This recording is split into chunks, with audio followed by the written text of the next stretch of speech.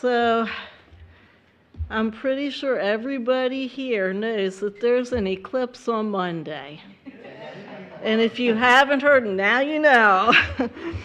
And probably you've heard all the different speculations about that it could be the beginning of the tribulation and all kinds of other things. Well, you know what? I don't know what's going to happen. Maybe something big, maybe not. We really don't know. But there are a few things that we do know.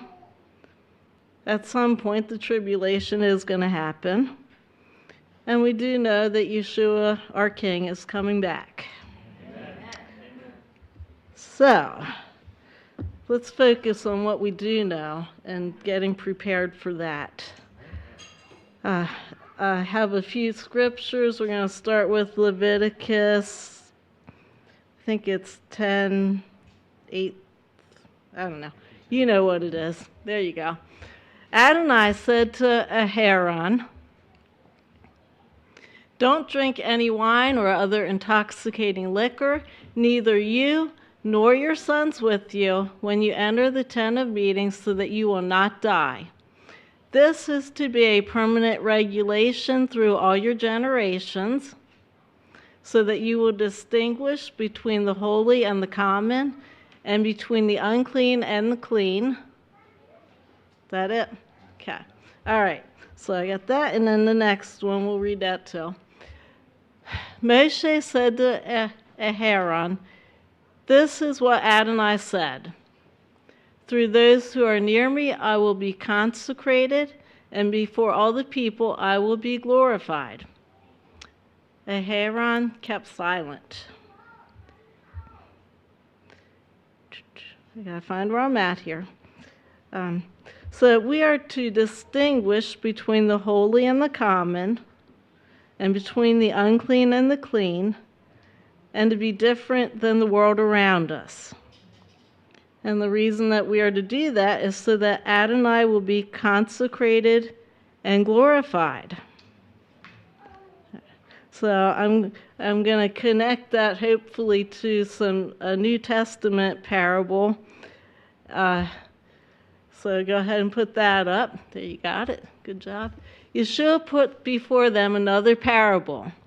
"The kingdom of heaven is like a man who sowed good seed in his field.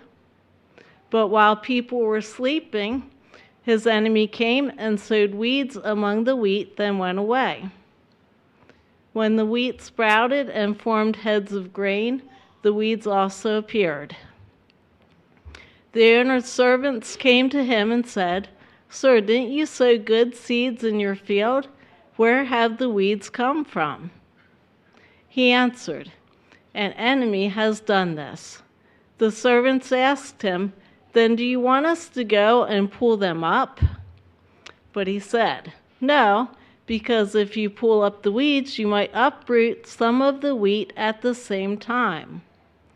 Let them both grow together until the harvest, and at harvest time I will tell the reapers to collect the weeds first and tie them in bundles to be burned, but to gather the wheat into my barn.'"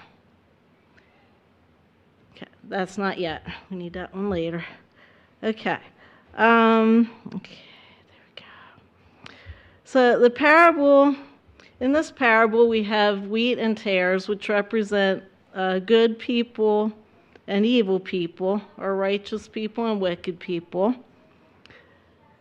And that's how it is in the world today. We have both of those things, as always.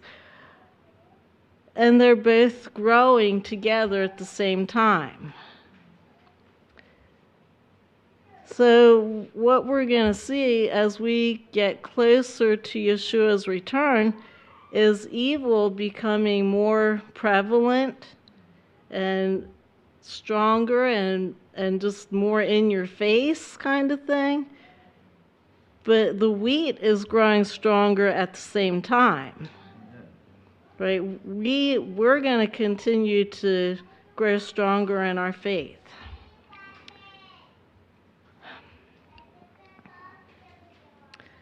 Now, there was something that I was thinking about this morning that I didn't include in what I sent to Garrett, but I'm going to share this too. I was thinking about Moedim. Like every person that has ever lived, that is an appointed time.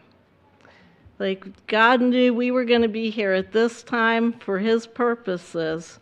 And that, like, you could look at the prophets and Yeshua, and you can see that they were there at the right time for the right reason. But I think that's true for every person, that God has a purpose for us to be here right now. So now I'm ready for my other scripture. This is Matthew 10:27. What I tell you in the darkness, speak in the light, and what you hear in your ear, proclaim from the housetops. And I'm going to close with this scripture from Isaiah 56:1. Here is what Adonai says: observe justice, do what is right, for my salvation is close to coming, my righteousness to being revealed. That's it. All right.